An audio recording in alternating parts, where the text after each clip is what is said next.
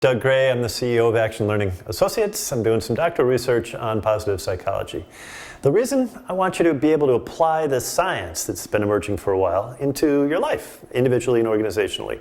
Let's make it simple. So I hope you enjoy these slides. I've been talking about the PERMA model, P-E-R-M-A, and how it is applied within positive psychology. So here's the A. A stands for accomplishments or achievements. The whole idea is, how do you think about an accomplishment? How do you measure it? And how do you foster more of them? On the slide, you'll see that Sonia Libramorsky has done a lot of research into what she's found or describes as the 40% set point. It's not just nature and nurture or genetics and environment. The green 50% represents genetics. But within that environment, what if 10% is external circumstances, the things that happen to us that we have no control over? It could be a windfall. Somebody leaves you some money or gives you a generous gift. It could be a tragedy. And there are countless examples of that. The 40% are the ways in which we respond to those stimuli, the genetic propensities as well as the external circumstances.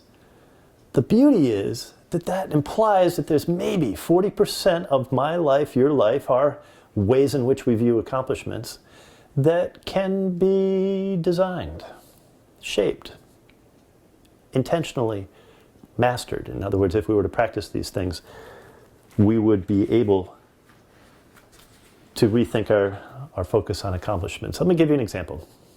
There's plenty of focus on external views of accomplishment. I get this graduate degree, or I get this promotion, or I get this career step, or I buy this product, or I have this amazing vacation experience. Those are external, and they typically don't mean a lot to folks in the long run. Experiences mean more than the material acquisitions.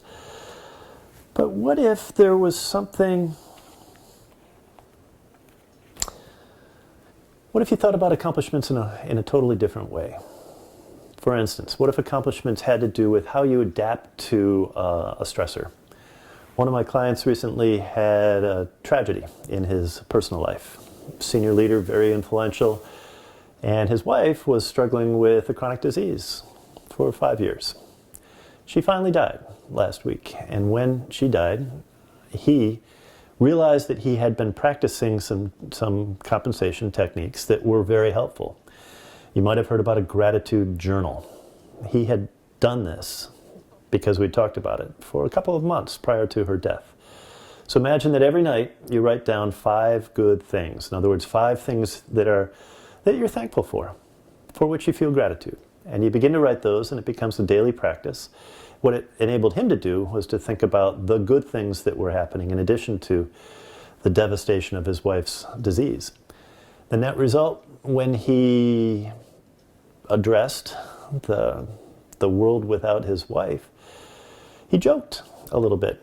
Well, I've got over 200 thank you notes to write, and I've got all these people I have defined as key people in my world, and I've got my Monday night dinner guy, my Tuesday night dinner guy, my Wednesday night dinner guy, for as long as I need them. That, for him, was a measure of accomplishment. So, I invite you to think about accomplishment as not necessarily an externally defined thing, but something which you design, which serves your meaning and purpose, whatever is important to you in your life. I'm Doug Gray. Thanks.